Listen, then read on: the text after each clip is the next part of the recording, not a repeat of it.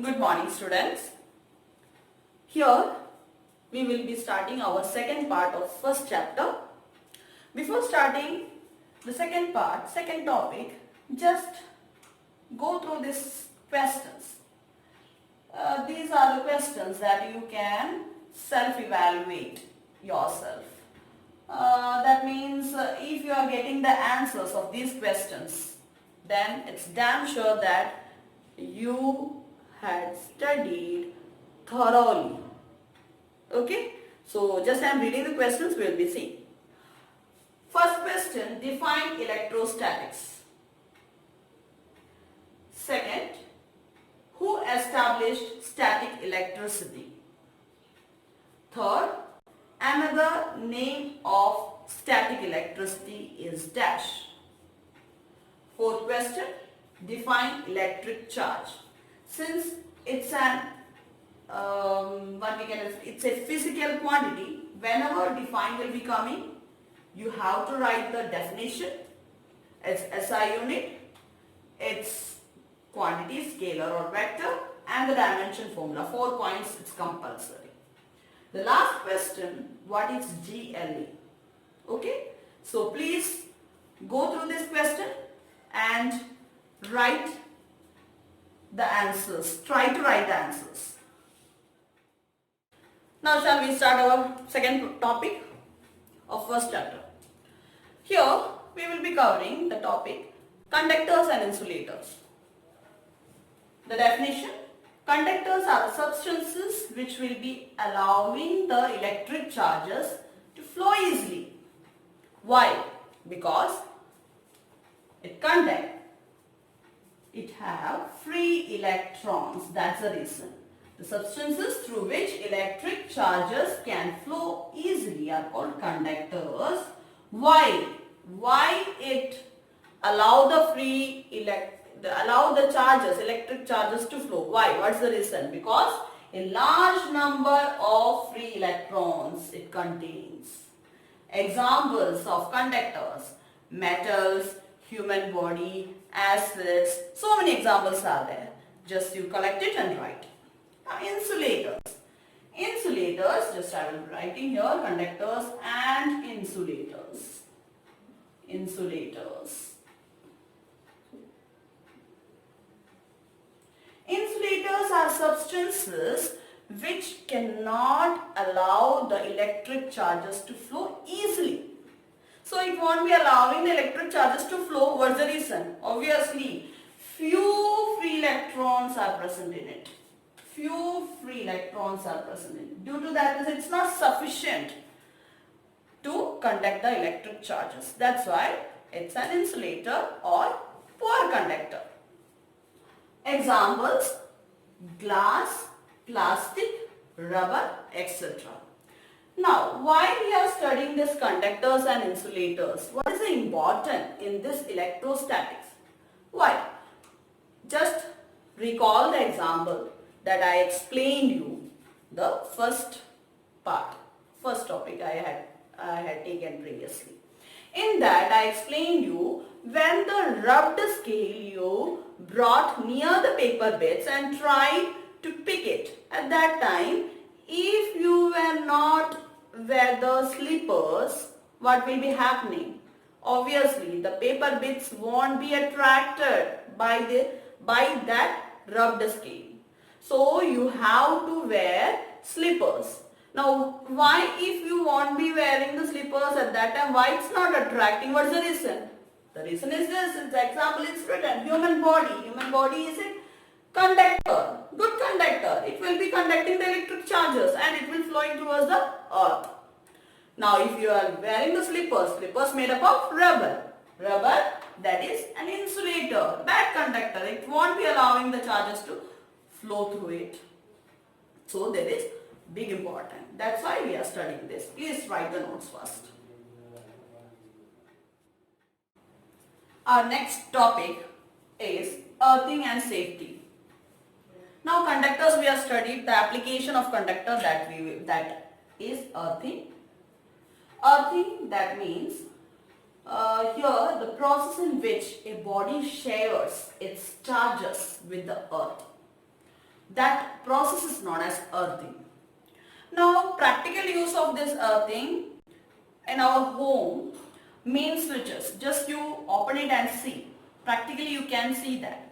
Main switches, you can see three wires are there. First one, that red wire, live wire. The second one, black wire, that is neutral wire. The last one, green wire, that is earthing wire. So that earthing wire will be used for this process earthing when any short circuit occurs. Short circuit occurs means when live wire and the neutral wire come in contact in any circumstances, then the charges will be flowing tremendously. At that time, this earthing wire will be helping us by flowing all the excess charges through it towards the earth, and we will be in safe side. So go through the points and please write the notes. One of the main topic of this chapter, electrostatic induction. Induction, that means something induced. Whenever we will be bringing one body near to one neutral body, that body will be charged. Charged body will be brought near to the neutral body, then some of the charges will be induced in this neutral body. That process or that phenomenon is known as electrostatic induction. Now, when the neutral body is there and the charged body you are bringing, it's not touched, otherwise it's not rubbed, just brought near to its surrounding, anywhere. So whenever you are bringing it at that time, the nearer end of that neutral body will be inducing the opposite charges of the charged body. Okay, that means if this body is positively charged and I am bringing that positively charged body near to the neutral body, so the near end of the neutral body will be showing negative charges. Okay, whenever the negative charge will be induced, the farther side of that neutral body will be showing as positive charge. That will be similar charge towards that this body have a positive charge. The farther end of the neutral body also have the positive charge. Now, these are the features of electrostatic induction. Just I am reading the definition once. Electrostatic induction is a phenomenon of temporary electrification. It's not permanent. After some time, that neutral body that we are charging, it will be shuffling it and it will become the neutral body itself. So that's temporary electrification. Temporary electrification of a conductor, obviously, of a substance. You can write, you mention it as conductor because insulator won't be coming in this. Of a conductor in which opposite charges appear at its closer end and similar charges appear at its farther end in the presence of rubbed, otherwise in the presence of charged body, which we had rubbed already. Okay, that charged body. So please write this definition. Now we will be studying charging of two spheres by electrostatic induction. How we can charge the two spheres as charged spheres. How it's possible? Here for that we are taking two conducting spheres, and that two conducting spheres we will be attaching each other. See, like this way it will be touched. The stand is different. Now it will be acting as an isolated body, otherwise one body. It will be acting as a one body because both are conducting spheres. Now in the second step, what we will be doing, we will be bringing one charged substances. Any of the charged rod here, in your textbook it's showing that one positively charged rod. It will be bringing near to this neutral body, otherwise neutral spheres.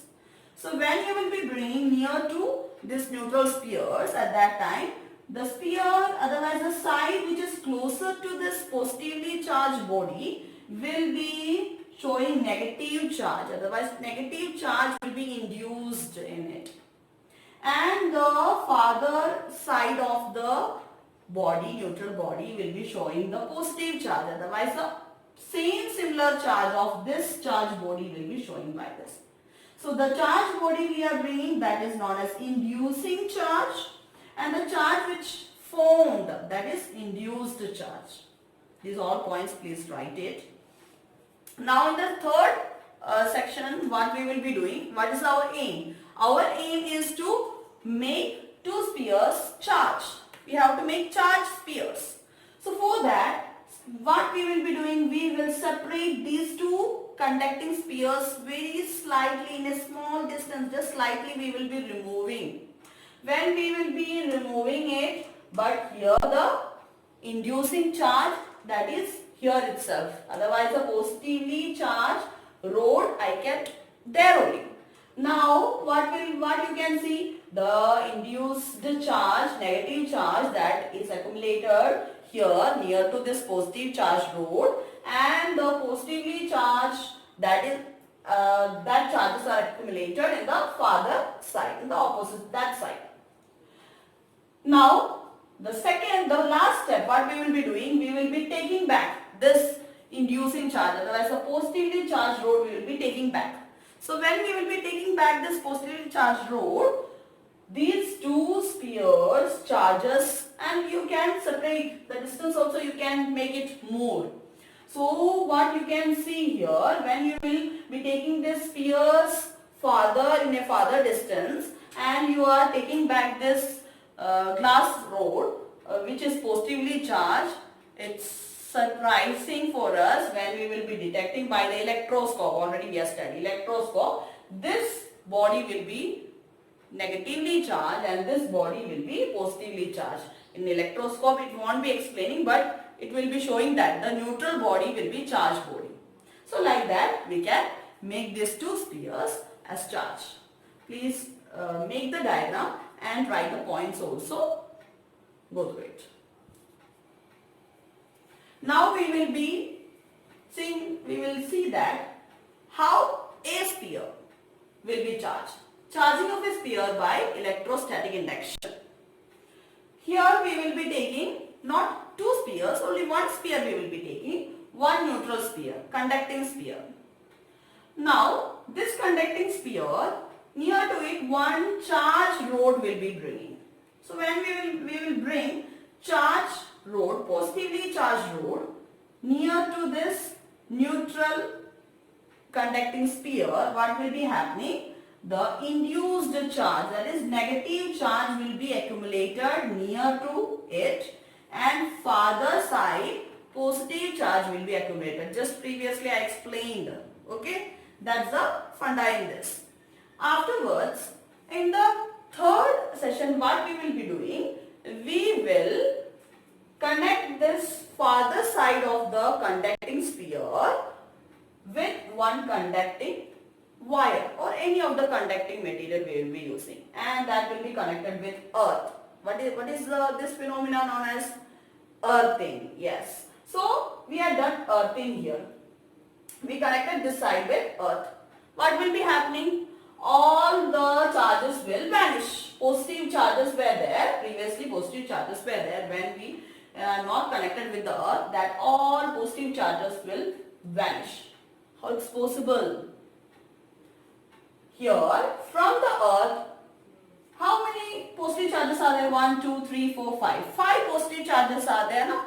5 electrons will be coming and neutralizing that 5 positive charges. All the 5 positive charges will be paired with 5 electrons. What will be happening? Neutral. So there are no charges. Fine. Now the last part, what we are doing, we will be removing the earthing and we will be removing this rubbed, otherwise that rod which is charged, otherwise inducing charge, we will be removing back. Then when we will be observing the sphere, charge, negative charge will be redistributed, and this neutral sphere, previously it was neutral sphere, we will be getting as a charge sphere.